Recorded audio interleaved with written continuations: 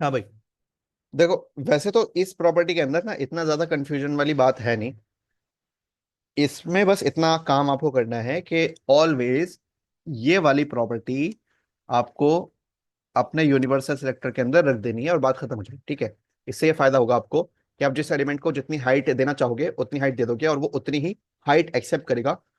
Height देने का for example आपने इसको इतनी हाइट दिया है यहाँ से यहाँ तक, तो ये इतनी ही हाइट एक्सेप्ट करेगा, पैडिंग या बॉर्डर देने से छोटा या बड़ा नहीं होगा। ठीक है, और मैं यहाँ पर आता हूँ, देखो मैं यहाँ से प्रॉपर्टी अभी छोड़ देता हूँ वहीं पर, और मैं पैडिंग हटा देता हूँ यहाँ से, या पैडिंग को कमेंट करूंगा और बॉर्डर को कमेंट कर दूंगा, या बॉर्डर को छोड़ देता हूँ, बस पैडिंग को कमेंट कर दूँ। तो आप यहाँ पर देखो इसकी हाइट कितनी है अभी, यहाँ से यहाँ तक है, यहाँ से यहाँ तक है ना भाई। तो अगर मैं पैडिंग ऐड करूँ तो पैडिंग ऐड करने से इसकी हाइट नहीं बढ़ेगी। देखो पैडिंग पैडिंग ऐड हुई लेकिन हाइट नहीं बढ़ी, क्यों? क्योंकि आपने यहाँ पर ये बॉक्स साइजिंग बॉर्डर बॉक्स दे रखा है। ठीक है, अब मैं वापस से पैडिंग हटाता हूँ, देखो वापस से पैडिंग को कमेंट कर देता हूँ और बॉक्स साइजिंग को इस बार कमेंट करके लिखते हैं। तो अभी देखो इसकी हाइट इतनी है, मैं यहाँ पर गया, देखो इसकी हाइट अभी इतनी है जहां पर मेरा माउस है। तो यहाँ पर मैंने पैडिंग ऐड करी और देखो कर्सर के ऊपर इसकी हाइट थी लेकिन हाइट चेंज हो गई, है ना भाई। देखो अभी कोई पैडिंग नहीं है, तो हाइट इसकी कहां तक है, जहां पर मेरा माउस का कर्सर है। ठीक है ना। तो ये एक इसके इसको एक प्रॉपर्टी नहीं दी है जिसका नाम है box sizing border box, box sizing border box. ठीक है, तो अगर मैं ये प्रॉपर्टी दे दूंगा तो इस बार इसकी हाइट नहीं चेंज होगी। ठीक है, तो अगर आप यहाँ पर देखोगे तो बॉर्डर मैंने जहां पर मेरा कर्सर है, ठीक है, वहां पर इसकी हाइट है और मैंने अभी कोई पैडिंग नहीं दी है। तो जैसे मैं पैडिंग दूंगा तो इसकी हाइट चेंज होनी चाहिए, हो मतलब हो जाएगी अगर वो प्रॉपर्टी नहीं रहेगी, लेकिन चूंकि अभी प्रॉपर्टी है तो इस बार इसकी हाइट चेंज नहीं होगी। देखो जहां पर कर्सर है, अगर से पैडिंग ऐड हो चुकी है, देखो इसके चारों तरफ से देखो गैप आ गया, यहाँ पर भी गैप आ गया, तो पैडिंग ऐड होने के बावजूद भी इसकी हाइट चेंज नहीं हुई क्योंकि आपने इसको बॉक्स साइजिंग बॉर्डर बॉक्स दे रखा है। समझ के बाद अब इतनी बात आपके सामने क्लियर है कि ठीक है इससे क्या फायदा है और क्या नुकसान है, इसको ऐड करने से क्या फायदा है और हटाने से क्या नुकसान है। बस आपको अब ये समझना है कि बॉर्डर बॉक्स का क्या मतलब है और कंटेंट बॉक्स का क्या मतलब है। ठीक है, तो उसके लिए हमें यहां पर एक नई चीज समझनी पड़ेगी जिसको हम कहते हैं बॉक्स मॉडल। अब बॉक्स मॉडल क्या होता है सीएसएस के अंदर, उसको समझो। ठीक है, देखो ये एक इमेज है, इसके कोड के अंदर दिखा रहा था, यहाँ पर इंस्पेक्ट एलिमेंट करोगे तो किसी भी एलिमेंट का बॉक्स मॉडल आप यहाँ पर देख सकते, यहाँ पर भी आपको सेम बॉक्स मॉडल मिलेगा। और कंप्यूटर के ऊपर आओगे तो कंप्यूटर के अंदर सबसे ऊपर ही आपको बॉक्स मॉडल मिलेगा। तो हर एक एलिमेंट का एक बॉक्स मॉडल होता है, सेक्शन का जो एल आई है जो एच टू है सबका एक बॉक्स मॉडल होता है। और एक इस बॉक्स मॉडल का एक मतलब होता है। ठीक है, क्या मतलब है इसका? इस बॉक्स मॉडल का एक मतलब तो यह है कि आपका जो C H T M L का एलिमेंट होता है तो उस एलिमेंट को, चाहे वो कोई भी एलिमेंट हो, ठीक है, चाहे वो कोई भी टैग हो, H1 टैग, H2 या P या A या बटन या सेक्शन या हेडर या फुटर, कोई भी, है ना, एनी टैग, उसको सीएसएस के अंदर हम एक बॉक्स की तरह ट्रीट करते हैं या एक बॉक्स समझते हैं। ठीक है भाई, बॉक्स का क्या मतलब? बॉक्स मतलब एक चकोर एरिया, ठीक है, एक स्क्वायर एरिया, ये बॉक्स। ठीक है, ये बॉक्स कैसा भी बॉक्स, ठीक है, जिसकी हाइट ज्यादा हो या हाइट कम हो, या विथ ज्यादा हो हाइट कम हो, या हाइट ज्यादा हो विथ कम हो, कुछ भी है, कुछ भी समझ सकते हो, एनी बॉक्स। तो किसी भी एलिमेंट को या हर एक एलिमेंट को हम एक बॉक्स की तरह ट्रीट करते हैं या एक बॉक्स समझते हैं सीएसएस के अंदर। इसका मतलब यह है कि उसकी एक हाइट होगी और एक विद होगी। सही है, बॉक्स कहने का क्या मतलब है कि उसकी एक विद होगी और एक हाइट होगी। तो अगर यहां पर आप देखोगे ये वाली चीज जो इधर है, ये है एक विद। ठीक है, ये क्या है? एक विद है।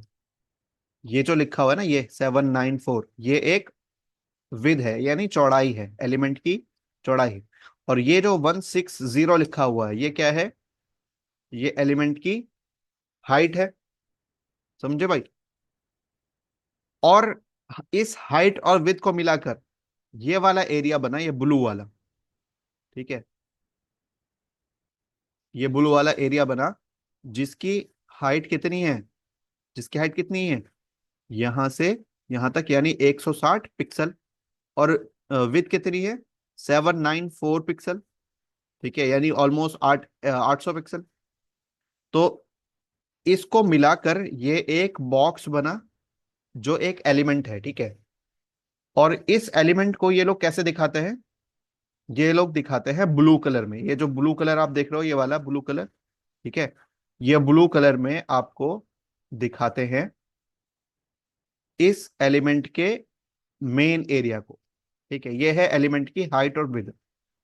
उसके बाद यहां पर इन्होंने एक ग्रीन वाला एरिया ऐड किया, ये वाला, जिसके अंदर यहां पर इन्होंने लिखा 50 पिक्सल, ये 50 पिक्सल, ये 20 पिक्सल और ये 20 पिक्सल। तो ये क्या चीज है? ये है टॉप वाला एरिया। और ये बताते हैं कि राइट में कितनी पैडिंग है, ये बता रहा है कि बॉटम में कितनी पैडिंग है, ये बता रहा है कि लेफ्ट में कितनी पैडिंग है। सही है भाई, है ना? और इस एरिया को इन्होंने ग्रीन कलर से दिखाया है। ये कलर देखो ग्रीन है ना भाई, ये कलर क्या है? ग्रीन है। तो अगर ये ग्रीन कलर है तो इसका मतलब ये है कि, मतलब ये पैडिंग, पैडिंग की निशानी है, ग्रीन कलर इन्होंने पैडिंग का कलर बताया। ठीक है, तो एक बात तो ये समझे। दूसरी बात आप माइंड में ये रखो कि इसका ये मतलब है कि मेन कंटेंट के बाद क्या आता है? पैडिंग आती है। क्या आता है भाई? पैडिंग आती है मेन कंटेंट के बाद। उसके बाद क्या होता है?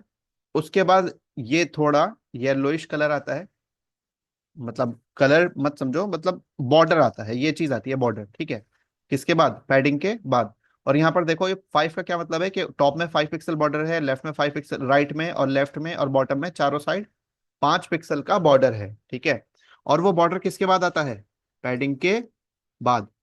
यानी कोई एक बॉक्स अगर आप बनाते हो तो सबसे पहले मेन कंटेंट आता है, उसके बाद यहाँ पर पैडिंग आती है, और उसके बाद बॉर्डर आता है, और सबसे लास्ट में आता है क्या? मार्जिन। सबसे लास्ट में क्या आता है भाई? इस वाले एरिया में मार्जिन आता है, सबसे लास्ट में ये आता है मार्जिन। और उससे पहले बॉर्डर, उससे पहले पैडिंग, और उसके अंदर होता है सबसे मेन कंटेंट। ठीक है, अब इस चीज को आप चाहे कैसे भी लिखो। ठीक है, मान लो आपने एक कार्ड बनाया, तो पहले कार्ड की हाइट और विड्थ आई। ठीक है, आप इसको लिखो ना लिखो, वो हाइट विड्थ उसकी रहती है कंटेंट के अकॉर्डिंग। ठीक है, उसके बाद आपने बॉर्डर लिखा, उसके बाद आपने पैडिंग लिखी, उसके बाद मान लो आपने यहाँ पर मार्जिन लिखा 10 पिक्सल। ठीक है, क्या लिखा? 10 पिक्सल का मार्जिन।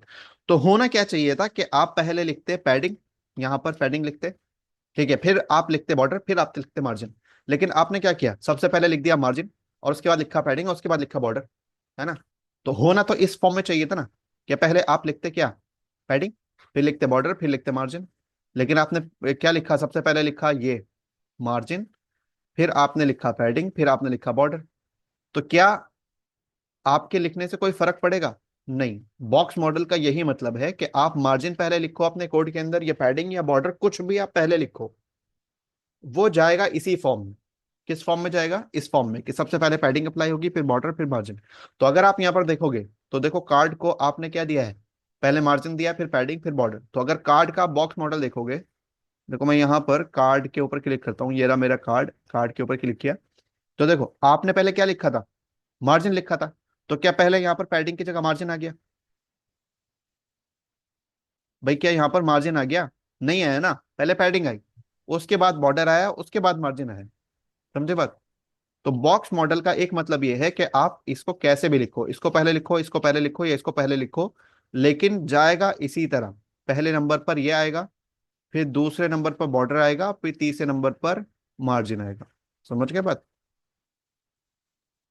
जी कि सर। दूसरा मतलब इसका मैंने आपको ये बताया कि बॉक्स मॉडल का मतलब ये है कि एलिमेंट को ट्रीट किया जाता है एक बॉक्स की तरह। समझ गए? चकोर बॉक्स की तरह। जी। तीसरा बॉक्स मॉडल के अंदर ये बात समझने की है कि अगर आप यहां पर देखोगे, तो यहां पर आप देखो, समझो थोड़ा सा, यहां पर जो लाइन है, एक सॉलिड लाइन है ना, सॉलिड लाइन है ना। एक सेकेंड, एक कॉल है, मैं कॉल उठा लूँ।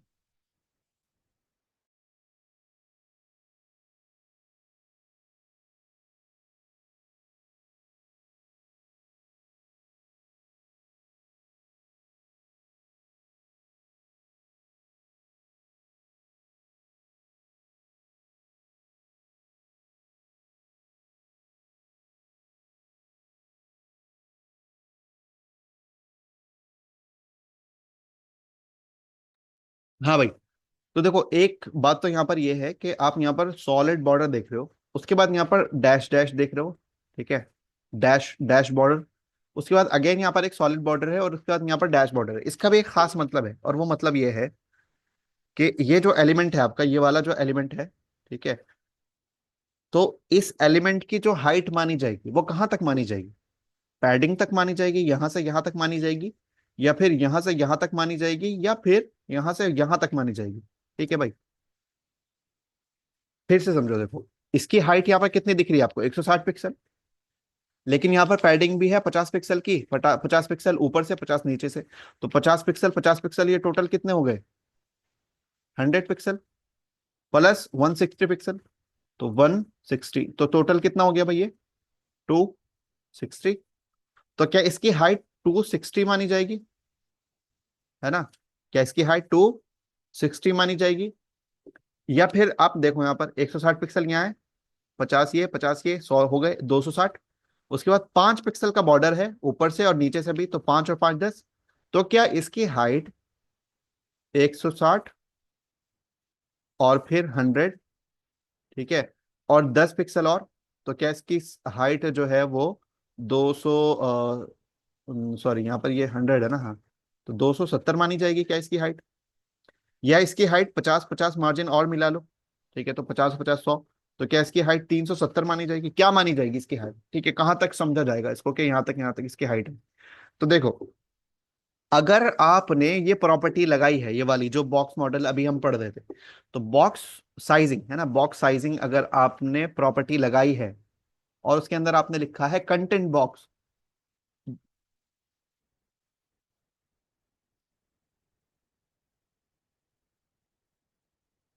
एक सेकेंड यार।